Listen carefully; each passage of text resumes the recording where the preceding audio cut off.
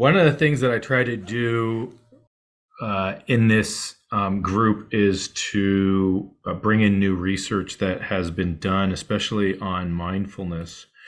And one of the research there's an excellent article that was just published November 20th, 2023. So it was about 10 days ago. So we're trying to stay on top of it, and it's published from a lab in at the University of California in San Diego, and we've looked at actually some of this work before. It's from it's from the lab of Fadel Zaidan. The first author is Laura Khatib, Khatib. They share if you go to Zaidan's lab page, they actually share their PDF freely on it. And I'm going to share here my screen just so that you guys see it in case you don't open up the and it's called the role of endogenous opioids in mindfulness and sham mindfulness meditation for the direct alleviation of evoked chronic low back pain, a randomized clinical trial. So they're trying to determine if endogenous opioids actually play a role in alleviating chronic low back pain in the practice of mindfulness. So there are a lot of studies that have shown that mindfulness meditation, specifically mindfulness meditation, can decrease chronic pain and acute pain. So they've done some studies where they've used heat, and they've stimulated somebody's leg with like a probe, or had somebody stick their hand in like an ice bath, et cetera, and have looked at acute pain and have taught them a mindfulness routine, and have shown that practicing mindfulness can decrease pain. And so they kind of went into this study knowing that. And what they wanted to see was what is the role, if any, of endogenous opioids. What somebody might hypothesize is that by practicing mindfulness, for instance, you're activating your endogenous opioids. Okay? Your naturally produced endogenous opioids. These are your endorphins, your dynorphins. Most people know about them from endorphins, a big endorphin release. Oftentimes, these are released in times of great pleasure, great stress too. If you're running a marathon, or you're doing some really intense physical activity, laughter can release endogenous opioids, and so we know we have these endogenous opioids. And there's a hypothesis that maybe by doing mindfulness meditation, you release endogenous opioids, and that's actually what's causing the analgesic effect of mindfulness in itself. Okay, so just to look at I'm going to kind of discuss some of the things in the paper by reading them. Again, if you go to his lab page, Fadel Zaidan's lab page, he has a PDF copy of the article. So if you're interested in reading it, you can read it. Chronic low back pain is the most prevalent chronic pain condition. There are no treatments that have been found to directly assuage evoked chronic low back pain. To this extent, mindfulness meditation is a promising pain therapy. Isn't that great? I think that's fantastic. That something like mindfulness meditation can actually be, is even being considered as something that can help, right? And if you've ever, we've all taken medications and et cetera, and we know that, even if I take a strong opioid, my pain doesn't come down to a zero, right? We actually have something in clinical medicine when we prescribe medications. We're looking for what's called a meaningful clinical impact on anything that we do. And with opioid medications, we're looking for a 30%. 30%. We're saying, look, if you get 30% benefit, we have sort of we've crossed the threshold that says, okay, we can continue this medication with opioids, given all the risks that we know that are associated with them, right? So just think of that, right? Yet it is unclear if meditation can be utilized to directly attenuate evoked chronic pain through endogenous opioids. So they did this double-blind, randomized, placebo-controlled trial with a drug crossover design, examined if mindfulness meditation is compared to sham mindfulness meditation. So they tried to come up with a sham mindfulness meditation group, right? Which is pretty clever. I'm a big fan of this of Dr. Zaidan's research. I think he's pretty clever. And what they did is they did the straight leg raise test, evoked chronic pain. And so if you've never had a straight leg raise done, if you have back pain, your provider must have done a straight leg raise, especially if you had back pain radiating down your legs. It's where you're lying on the table or on the exam table, and they take one of your legs and they raise it straight.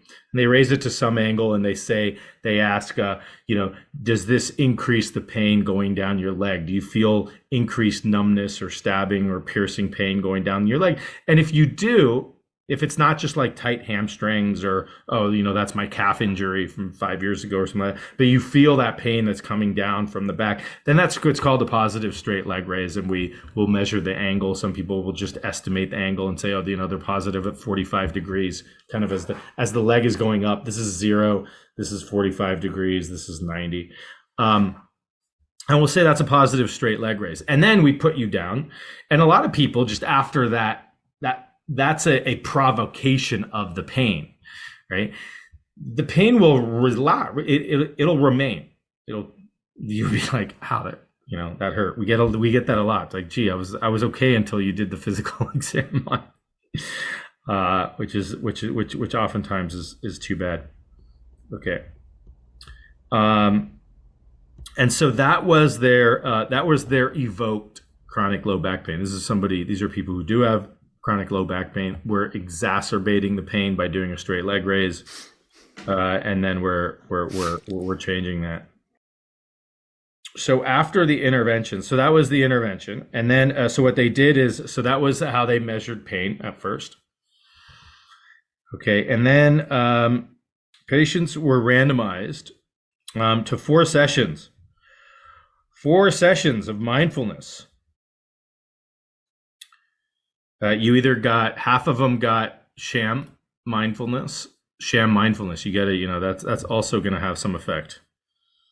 Just kind of thinking about it, right? And then mindfulness. But what they were taught, okay, was 4 sessions of 20 minutes per session. That's pretty awesome, right?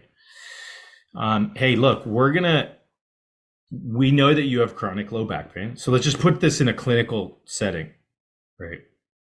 We know you have chronic low back pain.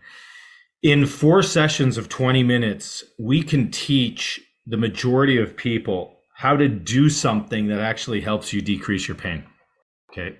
That has been studied, that now we know. 4 sessions of 20 minutes to teach somebody how to perform mindfulness meditation or some sham. Here's what they did. They intervened. So they did the intervention. Mindfulness and sham meditation were associated with significant reductions in back pain compared to rest, compared to non-meditation. The results indicate that meditation directly reduces evoked chronic pain The mindfulness group reported significantly lower straight leg raise induced pain than the sham mindfulness meditation group during rest, non-meditation, and meditation. Mindfulness and sham mindfulness meditation training was also associated with significantly lower pain inventory severity and interference scores. The pain relieving effects of mindfulness meditation were more pronounced than a robust sham mindfulness meditation intervention, suggesting that non-reactive appraisal processes may be uniquely associated with improvements in chronic low back pain. That's their abstract. Now, what are some of the important things to kind of look at?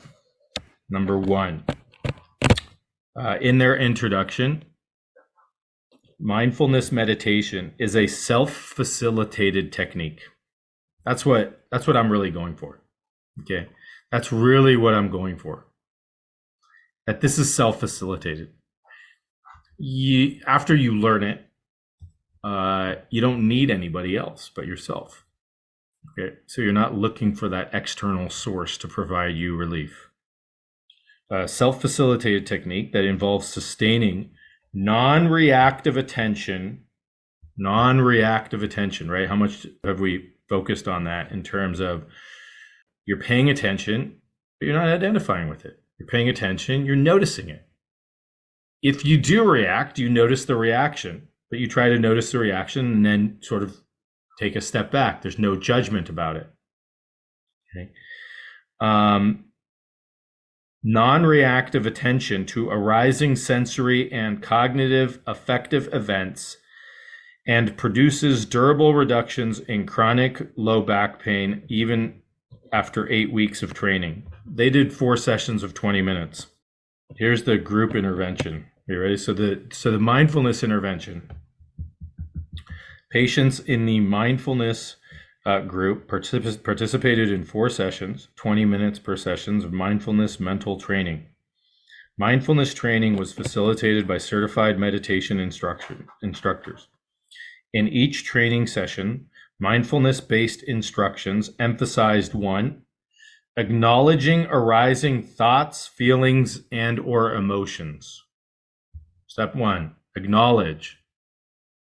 Right? How many times have we used that word? Acknowledge it, witness it, notice it. Right? Different words meaning the same thing. Acknowledge it. 2, that such sensations and emotions were momentary and fleeting. Right? Just like a cloud passing by or a wave coming up and falling, that it's fleeting, changes. And to return their attention back to the breath whenever such discursive events occurred. Okay. So what were they using as their anchor? Their breath. The sensation of the breath in the body. Right? Non-reactive, as things emerged, as sensations or thoughts or other emotions emerged, there was a non-reactivity to that and a simple coming back to the breath in the body. Very classic mindfulness. Right?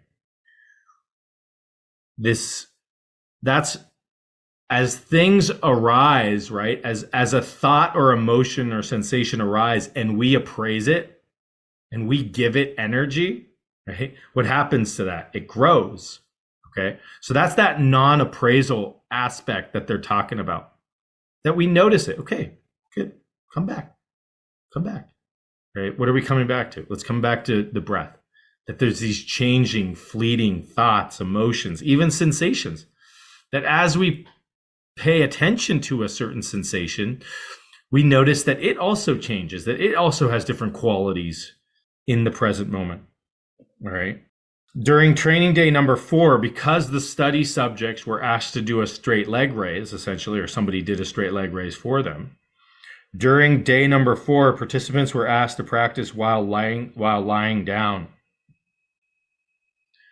All right, so that you got the feel of doing the meditation in the same position that you were going to be doing it in the study as somebody raised your leg and evoked the low back pain. Sham mindfulness meditation training. The purpose of the sham mindfulness meditation group was to serve as an active control designated to differentiate the effects of mindfulness meditation intervention. Certified meditation instructors facilitated the sham mindfulness meditation instruction, which was based on slow breathing exercises and reiterating the notion that they were meditating. During each sessions, the participants were told approximately every 2 to 3 minutes to take deep breaths as well as sit in meditation. Take deep breaths and sit in meditation, and whatever meditation meant for you. And what they note is this intervention differed notably from the mindfulness training because participants were not given the guided instructions, such as focusing on discursive, sensory, or affective events, imperative for mindfulness meditation. All other aspects, including introductions, postures, and the facilitator of the sham mindfulness meditation intervention, were matched to the mindfulness meditation intervention. So pretty good. I gotta hand it to them. Okay, they're trying to match everything that we could possibly match, except for, right, so the instructor, it's not like the mindfulness meditations had a certified instructor and the sham had some high school student that they got off the streets. Not that high school students they got off the streets can't teach meditation, but what they tried, everything was the same except for the instructions, the active participation from the instructions of what to do. Really kind of honing in on this mindfulness meditation over even other forms of meditation, because you would argue that even telling somebody to take deep breaths is a form of meditation, which they agree with, right? Nobody's arguing. And based on all the topics that we've discussed here, you know that taking deep breaths will activate the parasympathetic nervous system and will likely cause some sort of pain relief. So here's the kicker, right? So they got a baseline, which was pre-intervention. Okay, they got a baseline, which was pre-intervention of the pain that was evoked from this straight leg raise. Then they taught people either mindfulness meditation over 4 sessions of 20 minutes or the sham meditation of taking deep breaths and sit in meditation. So they went through this intervention period and they were taught how to meditate. Then they brought them back and they did the straight leg raise again. Okay, so patients were instructed to rest with their eyes closed while lying down, non-meditation. The back pain ratings were then collected, and pain ratings were collected after 7 minutes. Then what they did is they actually they gave an IV infusion of either salt water or naloxone. Naloxone blocks the opioid receptor.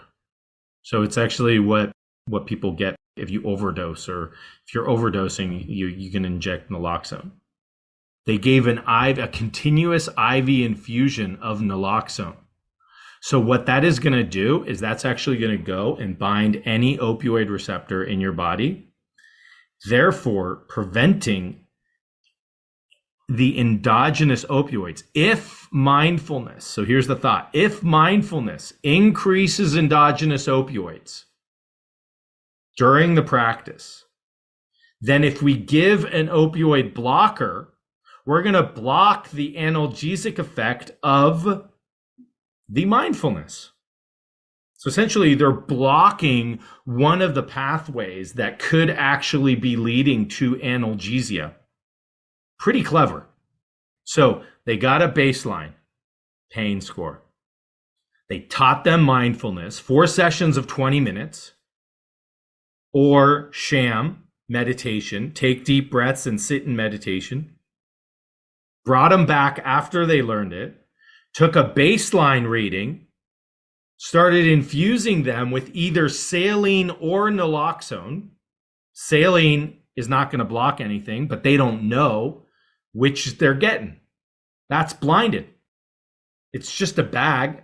It's a bag with fluid in it. Okay, you're getting, and you don't feel, there's no feeling from the, uh, there's no like felt sense that you get when you get naloxone. It's totally inert in essence. Okay. So it's not like you're like, oh, I'm noticing something. So that's a good control. Some of the studies that they've done with like psilocybin, they've tried to like find a placebo control, because it can give kind of a flushing effect. And so they've used, I believe it's like niacin or something like that as a control, because that can give a flushing effect to some people. So, oh yeah, I felt this flushing effect. And so you kind of think, oh, did I get the, there's always those questions whenever you go through these studies of, oh, did I get the, did I get the drug or did I get the placebo? Whatever it might be. Okay. And then, then back pain ratings were collected as they were lying down with a second straight leg raise. Okay. As patients were instructed to begin meditating, whichever way, whether it was mindfulness or not mindfulness. And then after 7 minutes, they collected pain ratings, pre-intervention pain ratings, taught them how to meditate, whether it was mindfulness or sham, brought them back, got baseline pain ratings. It started infusing naloxone or saline. Okay, after 15 minutes of infusion, they were on the table. They put them down. They got another straight leg raise, and then they told them, start meditating. After 7 minutes of that meditation, then they asked them, what's your pain rating? So if you got the naloxone, so only a few people, this was blinded. It was blinded even to the people who were doing the study, except for a few people who knew, but they weren't involved in asking any of the questions. They weren't involved in teaching. They weren't involved in anything, just in unblinding the data.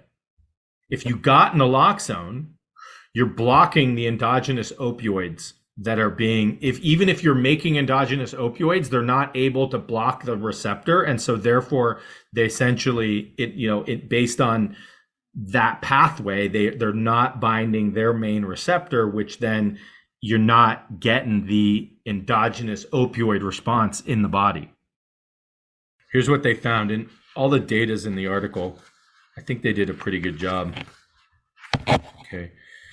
Groups, first of all, groups did not differ significantly in any study outcomes before the interventions. So that's important. Before I go there, let me tell you what the exclusion criteria was. Okay, because this is also what they didn't want. Exclusion criteria included those that tested positive for opioids. So if you're taking opioids, there was an exogenous, right? Something from the external, not endogenous. So if they tested positive for opioids, so they actually got toxicology screens on everybody. If you were pregnant, had prior meditation experience. So that's a cool one. These people did not have any prior meditation experience. Doesn't that suck, right? Hey, I want to be part of this mindfulness program. Oh, you've meditated. Sorry, you can't. They should do another one, right? For experienced meditators. So that's also really neat, right? These are people who have never meditated before. There was no practice of this. Okay. That was another thing that I really thought was cool. Were not responsive to the straight leg raise or had back surgery within a year of the enrollment. So if you had back surgery within a year, they just said, maybe there's too many sort of confounding factors here. Okay. But that's what I thought was cool. So first of all, so if you take an exogenous opioid, there's probably so much opioids that it's not going to be clear what the study results are. And then they excluded anybody who had any prior meditation experience. What's cool about this is that the results, these are like meditation naive patients. Sort of like, wow, okay. So based on the sham and the not, and based on the sham and the mindfulness, Groups did not significantly differ in any study outcomes before the intervention. That's important. After the intervention, mindfulness and sham meditation effectively attenuated straight leg raise induced pain. So both decreased pain, which you're thinking, cool, mindfulness meditation or deep breathing could actually decrease pain. Okay. Analgesia, so pain reducing effect of the practice, was not reversed during opioid antagonism with the naloxone. So the pain reducing effect of the mindfulness or the sham mindfulness was not blocked by blocking the opioid receptor, meaning it's going through some other pathway. Okay, which is really cool. These findings are novel because they demonstrate that mindfulness meditation training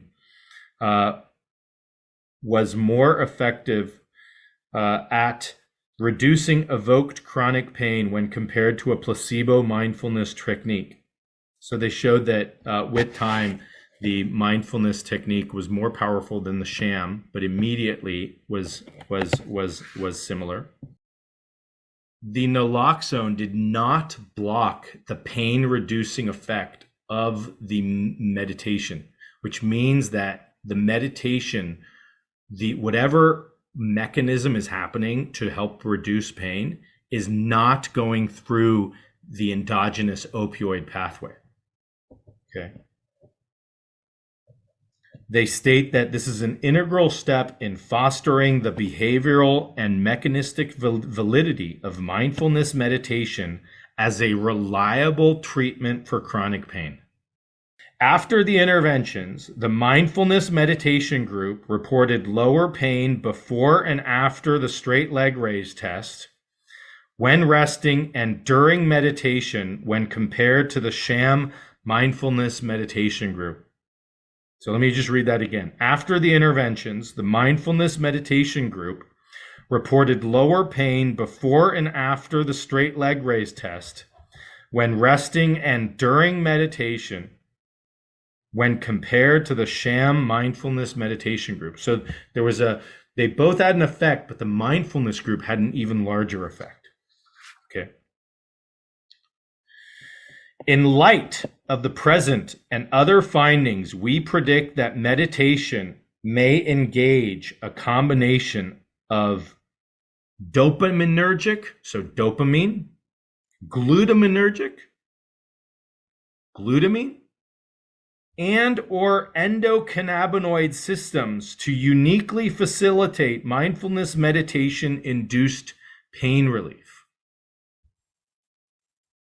The endocannabinoid system, you might recognize a root word in there as cannabinoids or cannabis.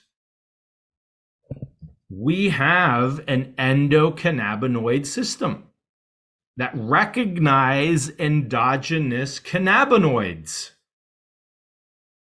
Okay? Just like we have an endogenous opioid system that recognizes endogenous opioids. Okay, we can take it exogenously if I prescribe Norco or hydrocodone or oxy. That's an exogenous opioid.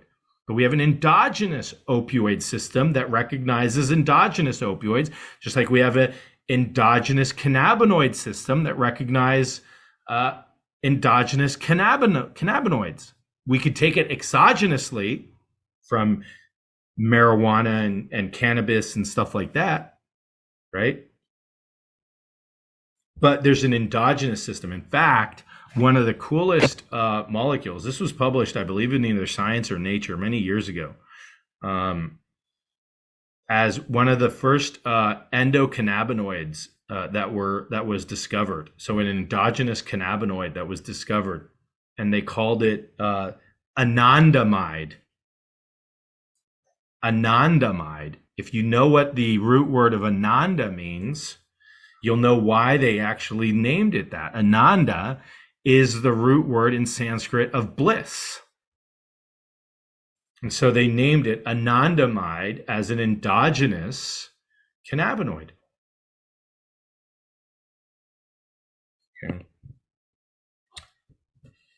Mindfulness-based mental training was more efficacious at reducing evoked back pain than slow breathing meditation, indicating that non-reactive reappraisal processes unique to mindfulness-based mental training can produce reliable reductions in radicular chronic pain, a critical finding for the millions of individuals living with chronic pain seeking a fast-acting, user-friendly, and non-opioidergic pain treatment. So this non-reactive reappraisal. How are you appraising the current sensory input that's coming in non-reactively? Oh, it's changing. Let me not identify so much with that. Let me focus on another sensation, the sensation of my breath in my body. Let me not judge myself about it. Let me notice if I am judging myself about it. Right? That acknowledgement, right? That first aspect of mindfulness, let's acknowledge. Right? And then we get into the more kind of allowing, right? So the non-reactive reappraisal process unique to mindfulness-based mental training can produce a reliable reduction in radicular chronic pain. Right? A critical finding for the millions of individuals living with chronic pain. Okay, and here we are learning about mindfulness meditation, practicing mindfulness meditation, as well as other meditations. I don't discriminate. I don't discriminate, right? I know mindfulness is not for everybody, right? What can we do? Well, if breathing is what we can do now, then let's just start breathing, right? If you can do mantra or prayer or any one of the ways of meditating per se, we're probably helping to balance our sympathetic nervous system in the first place. And so people with chronic pain who most likely have an activated sympathetic nervous system that we need to balance because we're in that constant survival danger mode. So breathing techniques, mantra, meditation, prayer, whatever it might be, right, is going to help balance that. Now we bring in this component of mindfulness, this non-reactive reappraisal. Okay, this actually has neuroscientific validity, not only in clinical practice, but we can actually see non-reactive reappraisal in the brain. As you turn on that switch, as you turn on that non-reactive reappraisal switch, you are actively shifting, and we've talked a little bit about this before, you are actively shifting the inter-network connections and signals that are occurring in your brain in real time. Mostly related to things like the default mode network and other areas of the brain that are really important for self-referential thoughts and appraisals. Radicular pain is pain that radiates down your leg or arm. So this is, this just came out 10 days ago, November 20th, 2023. Not only looking at comparing mindfulness meditation to other forms of meditation, just one, deep breathing, but that's good enough. And looking at, is there an added component of mindfulness that goes beyond? And maybe this reactive reappraisal actually has an added element especially in chronic pain management, that can really be of benefit for people. And from my perspective, right, what's 20 minutes? What's 4 sessions of 20 minutes? Nothing in the grand scheme of people's chronic pain. So 4 sessions of 20 minutes, you can learn how to practice a practice. And then I try to elevate your back pain by doing a straight leg raise and then putting it down. And then I ask you to meditate, and you can meditate. And guess what? Your pain actually goes down. That's awesome. You didn't have to take a tablet. You didn't have to rely on anybody else, but internally, what you have inside yourself already. Okay. That is like, okay, so let's continue going, right? Even if we get 20%, 30%, 10%, 15% benefit, can we work on that? Can we add other things to it? Right? If we practice more now, what are all the questions that come from this? Well, what about experienced meditators? What if I practice more? What if they did this study a year from now and they had a year of mindfulness training, right? All those questions would come up, and I guarantee you they're thinking about it. But this is where we are. What's cool about this is where we are in the hardcore scientific research of mindfulness for chronic pain. Chronic low back pain specifically is what they looked at, right? And we're thinking to ourselves, hey, I think we're on the right path. And I think I'm doing a really good service to myself, and I'm increasing mindfulness in myself. Maybe I'm more present with myself and others. Maybe other things have come out of it. It's not goal oriented, but maybe you've noticed a different way of perceiving things in the world. Maybe you've actually stopped to smell the flowers, to look at the sun, or well, not look at the sun directly, but to feel the sun, right? You go into a warm bath and you feel the warmth of that bath, and you just expand that present moment awareness through the practice of mindfulness. And now we have this added element that's coming in of, wow, this can actually really in real time help decrease my pain or discomfort or stress, and just reappraise, little non-reactive reappraisal of the sensory information or the thoughts or the emotions that are constantly popping up in this bubbling stream that we call our brain.